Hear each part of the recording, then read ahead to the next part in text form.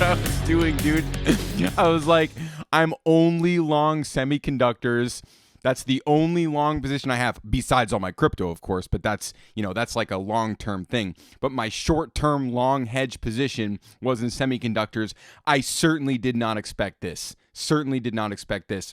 I was laddering out the entire way up, still holding a little tiny bit, just literally gambling up here with those positions I'm still holding. But I mean, what we're going to do today in White Knuckle is just look through the indices, because now you're starting to see something that literally doesn't look anything like a bear market rally. It looks like this market is going to new freaking all-time freaking highs, kid, right? Just shattering the 702 like it's toilet paper, right? On this single weekly candle on high volume. Yeah, that's a signal. Now, obviously, you have to be prepared for some kind of pullback, but you already know that. The point is that this market is starting to show signs of bullishness. Now, we're looking at the semiconductor index right now. And what have I said about the semiconductors' relationship to cryptocurrency and tech as a whole?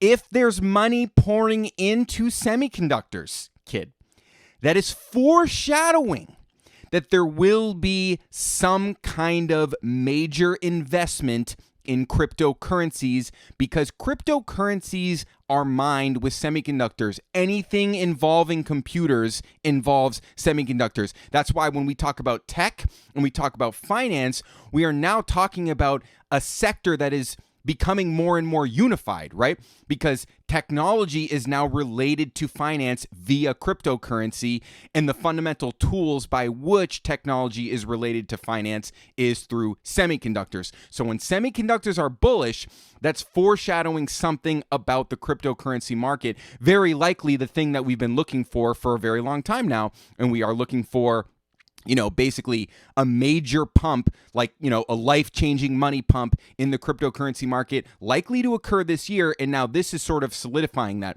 So let's just look around at some other indexes here, okay?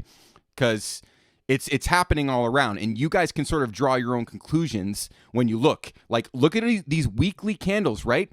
Look at this. This is the NASDAQ. You've now reached the 618, right? We talked about a potential rejection somewhere around the 702, but remember, the rejection that's coming is part of a sequence of higher lows and higher highs. The uptrend is undeniable. That's what sparked this move in the first place. The first place was that the S&P 500 confirmed the uptrend, right? That's what started this whole thing. Last week, at the end of last week, we had a confirmation of this uptrend. We had a confirmation of higher highs and higher lows in the S&P 500. That's what green-lighted the rest of the market to go ballistic. Now, here's where it gets pretty ridiculous, right? Look at NVIDIA, right? So this is a major semiconductor company, right? It's at new all-time highs, kid. New all-time highs. This is like the major semiconductor producer in the world, right? New all-time highs. This is the first large market cap asset to break to new all-time highs. That is, and look at the freaking volume, kid. Yes, obviously it's probably getting exhausted. We're coming to the point here, we're going to be starting to set up divergences on the RSI, right? Potentially the price rising higher, but the RSI starting to go lower. But this can go on for a long time. We can be setting up divergences for months, right? I mean, let's actually just talk about divergences real bit quick, because that's kind of what you need to be aware of. Like, just think about it with Bitcoin. So Bitcoin's a good example of how divergences work, right? So basically on Bitcoin, like, let's just go back to the 2017 situation here, right? Look what's going on here. Like, you're setting up divergences, right? So you have a peak right here. You set up a divergence with a higher price right here. You see this, right? And then what happens? Price keeps going, right? So when you start to set up divergences, that means that you have more headroom for price to move higher, right? So the RSI is going lower, price is going higher. That leaves more headroom for price to rise higher. So with all that considered, actually, this is kind of the perfect example, is the high that was made here, right? Look at the high that was made here in December of 2020, and then you set up a divergence for a higher high for the kind of, the March, April highs that we had, and then you set up another divergence for the all-time high that occurred in November. So you had 3 sets of divergences on the weekly chart where price continued to rise. So now if we look back to NVIDIA, we can see that we have yet to set up a single divergence. This high was formed without any divergence. What does that tell you? That tells you that this thing can go a whole lot higher.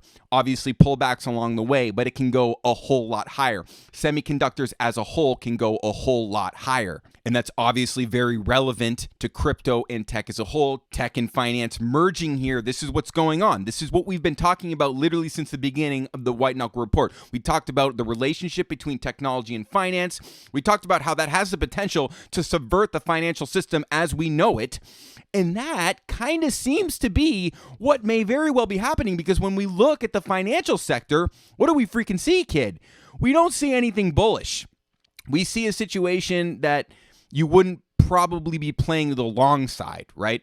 So it's like, what's going on here? The financial sector, let's call it the traditional financial sector, is really, really weak, while semiconductors are really, really strong, and also crypto is quite strong as well. If we just look at crypto alone on the weekly chart here, we've been looking for some kind of pullback. This is a pullback, right?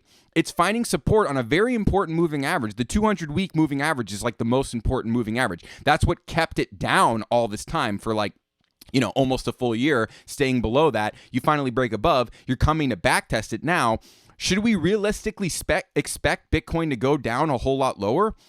I don't know. I don't know if we can expect it to go down a whole lot lower. Technically, it should go down a whole lot lower. But as I said last week, if it's particularly bullish, we shouldn't expect it to go a whole lot lower. And then when we consider what's going on with semiconductors, it's like, are we nearing some major event in the cryptocurrency market here?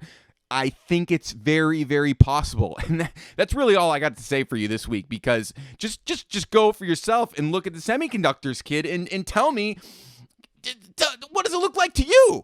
Does it look like this thing's in a bear market anymore? I don't really see the case to be made for that. So, God,